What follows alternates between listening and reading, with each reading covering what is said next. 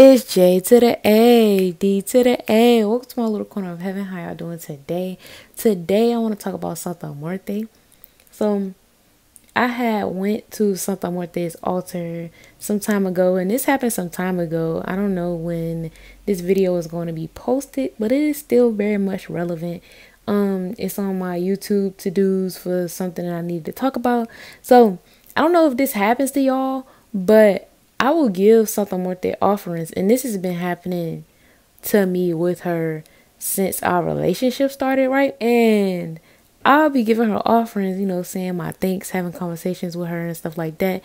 And she would ask me to do certain work with her, or she would just ask me to do work with her in general, and I would be like, oh, what kind of work do you want me to do with you? What kind of spell work, the type of rituals, what type of manifestations, what do you want me to do with you? Okay, because you want to be used, your energy could benefit me in some way. How could your energy benefit me? So I told her to show me via a dream or some type of sign, and I went to sleep and I had a dream. Now, if y'all don't know already, please watch this video about how Papa Candelo is like friends with Santa Muerte. So he ended up being a part of my dream. Like, I always have a dream about this guy, and I think it's dealing with his spirit, like his soul, like I'm supposed to help him or like just send energy towards him or something like that. I feel like when the time is right, spirit is gonna send this person that I know from my childhood to me so I can help him. It's not like no fucking, oh my god, it's the love of my life. Like, nah. It's like some genuine shit. Like, I would dream about certain people for years, and then they would come to me, or they would comment on something random, or text me and be like, you helped me, your energy helped me, something like that. So wow, this rain is getting hard. I hope y'all can't hear that, because that's what's up. So yeah, he was in this dream too. It was other parts of the dream. What else was happening? It was a whole bunch of stuff going on. And then this random person had these two jars, and these two jars had skulls in them, right?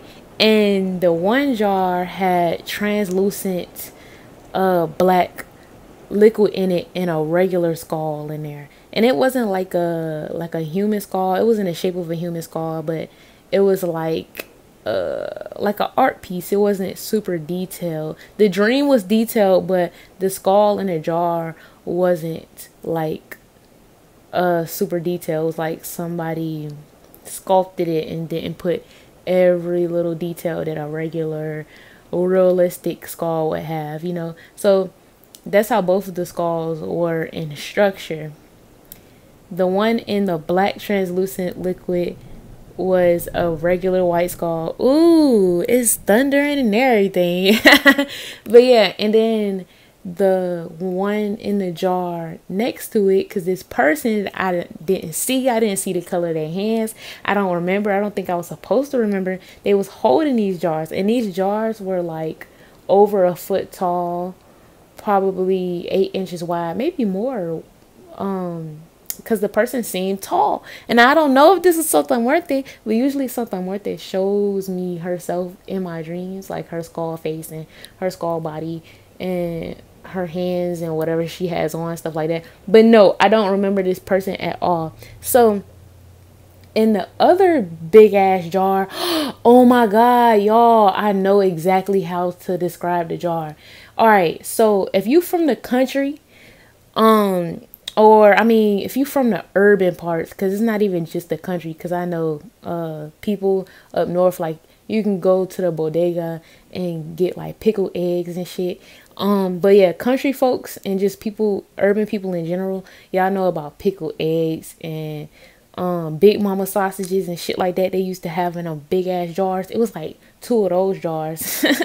And in the second jar, it was pink translucent liquid, and it was a beautiful sugar skull in it. So so the skull in the other one was just white plain skull, wasn't a realistic skull.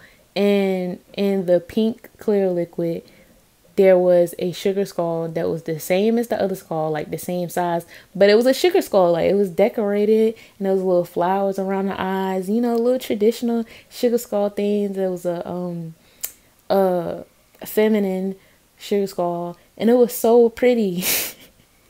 And when I woke up, I was just like, thanks, because I know what that mean. Because I know what that mean. Ooh, because I know what that mean. And I feel like a lot of people don't really associate Santa Muerte with other things. But she's a very good with a lot of things, with a plethora of things. I feel like people just focused on, oh, Santa Muerte. I'm weak because she want me to tell y'all about a different story, but I'll make another video about that. I got you. But a lot of people would be like, oh, Santa Muerte, dominate this man. Like, a lot of people do that with multiple different spirits instead of studying their mysteries or allowing themselves to be open to information. They automatically use them for their own selfish gain, you know. So everyone's like, hey, you know, bring this love to me, bring this money to me type of energy, curse this person.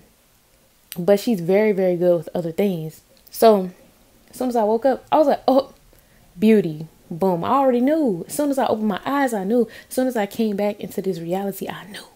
I was like, oh, beauty work, self-love work, boom, boom, boom, done. And I do all that stuff, you know, at my main altar, but it was just cool that she wanted to put her hands in that, right? Different spirits will tell me what they want done with them. And the black jar was, guess what? Protection. So those two, I guess, themes, classifications of workings are already done. And I'm very excited. And I think she wanted me to do those workings with her because someone was sending me evil eye because of what happened during my working. I can give y'all a little story time about what happened. So I did this huge, big working, right? And it was not drowned down in herbs. You know, I still do that. I still drown down certain spells and herbs so I can get a huge fire. But there wasn't a huge fire. Like, there wasn't a lot of herbs on my ritual, particularly my beauty and self-love conjure for Santa Muerte. So there was no reason why that plate should have been broken. And it was a black plate, you feel me? There was no reason why it should have been broken. I had did protection work with Santa Muerte with some big candles, and the protection work was clear, like it burned clean. The first candle I did was a white candle, and it was black, right? It was black. It ain't had no herbs in it, bro. Like, you know, sometimes you can put herbs and stuff in it and smoke a little bit, right? It was no herbs in it. It burned black. Then I burned a black candle and I burned a blue candle as an offering, just so I can balance the energy a little bit, because it is other spirits in my house. And those two candles, the black candle, glass candle, and the blue glass candle, burned clean. But now when I get to the beauty work, the plate cracked. Like, I picked the plate up to move it so I can dispose of my remains, and it broke in half, and I picked up half the plate, and I was like, oh shit. So I felt like it was evil eye work being done on me, and she was like, oh, let me move this out the way for you. Let me take care of this for you, you know. And of course I'm doing my conjure for myself, road openers for myself, working with different spirits and stuff like that. But she genuinely wanted me to ask her to command her hand. Now, I don't want to make it seem like, oh, I'm in charge of something, more thing, blah blah blah. But some things you need to ask spirit to do for you. They just can't do everything themselves. Like, it's nice to say, hey, I want this done, so your will can be with the energy of that spirit and get that shit done. Make sure you like, comment, share, and subscribe. Thank you for viewing. Peace.